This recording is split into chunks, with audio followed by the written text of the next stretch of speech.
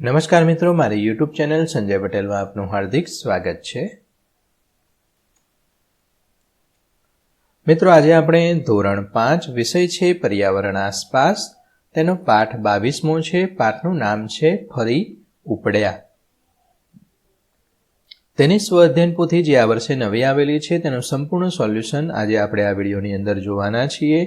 પરંતુ તે પહેલાં જે મિત્રો અમારી ચેનલમાં નવા છે, જેમણે હજુ સુધી અમારી ચેનલને સબસ્ક્રાઇબ નથી કરી, તે અમારી ચેનલને જરૂર સબસ્ક્રાઇબ કરે, વિડીયો લાઇક કરે, શેર કરે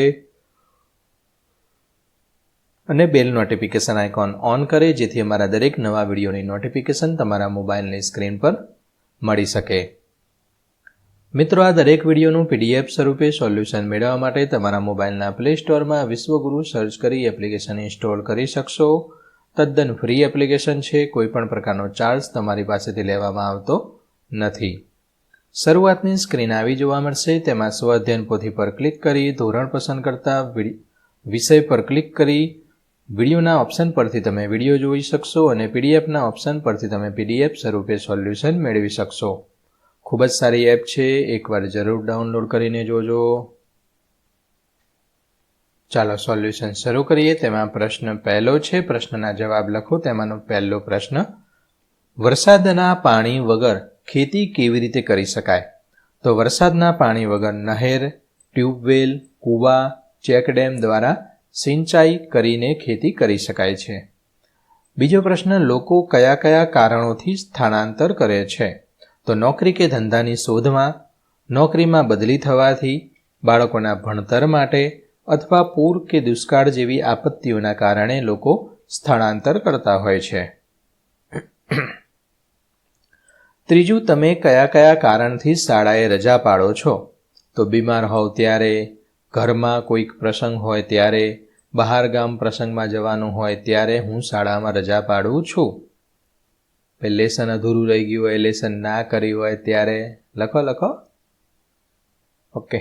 ચોથું, કોઈ પરિવાર એક જગ્યાએથી બીજી જગ્યાએ જાય ત્યારે કેવી કેવી મુશ્કેલીઓ પડે છે?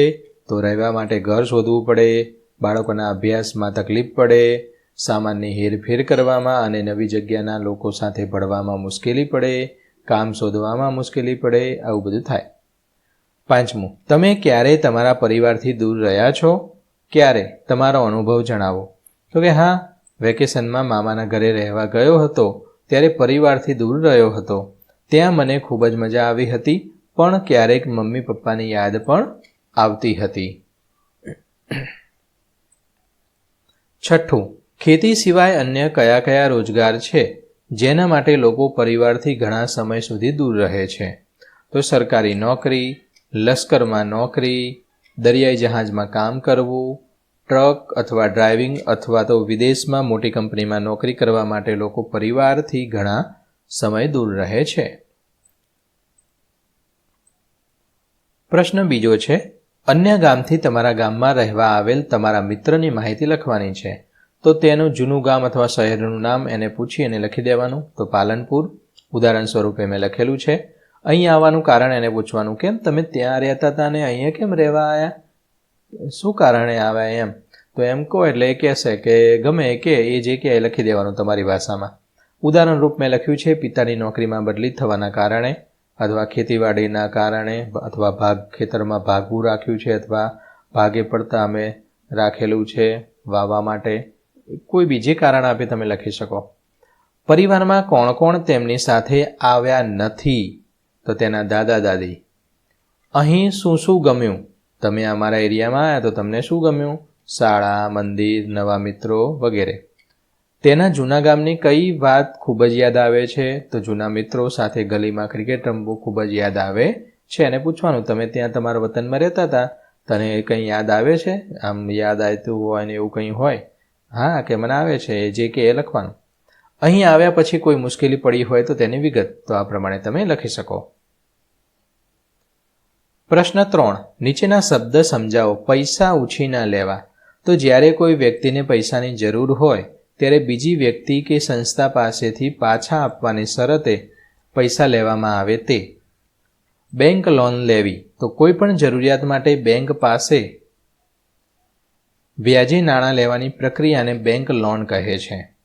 ત્રીજું, સ્થળાંતર.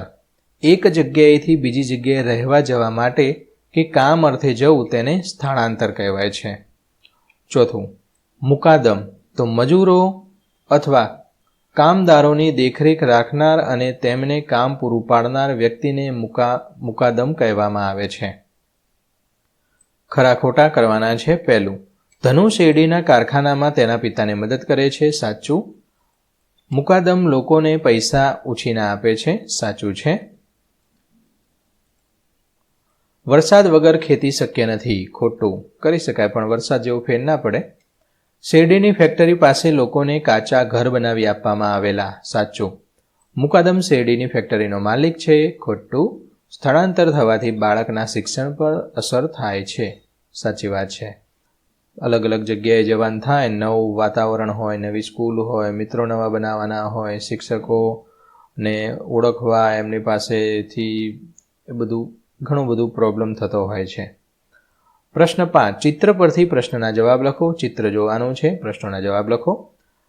ચિત્રમાં સ્ત્રીઓ શું કરી રહી છે? તો ચિત્રમાં સ્ત્રીઓ ખુલ્લામાં બેસીને સાથે મળીને રસોઈ બનાવી રહી છે. પિકનિકમાં ગયા હોય ને બધા ભેગા મળીને ભેળ ને એવું બધું, પાણીપુરી ને એવું બધું બનાવે, ભજીયા ને ઓય હોય હોય. ઓકે. બીજું, તેઓ ખુલ્લામાં શા માટે રસોઈ કરતી હશે?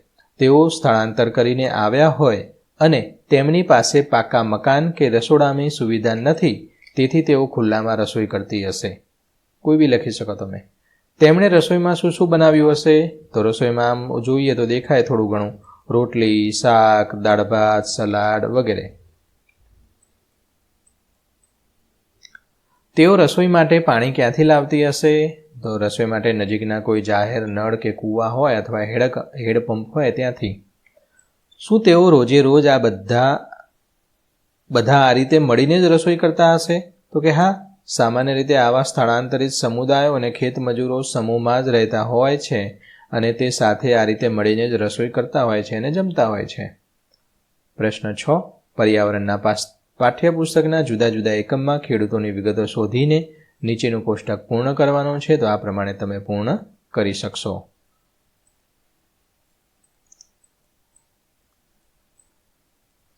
તો મિત્રો, આશા રાખું કે આ વિડીયો છે તેનું સોલ્યુશન તમને સારી રીતે સમજાઈ ગયું હશે. દરેક વિડીયોનું PDF સ્વરૂપે સોલ્યુશન મેળવવા વિશ્વગુરુ એપ ઇન્સ્ટોલ કરો. તદ્દન ફ્રી છે. કોઈ પણ પ્રકારનો ચાર્જ તમારી પાસેથી લેવામાં આવતો નથી. ફરી મળીશું આગળના વિડીયોમાં. ત્યાં સુધી આવજો.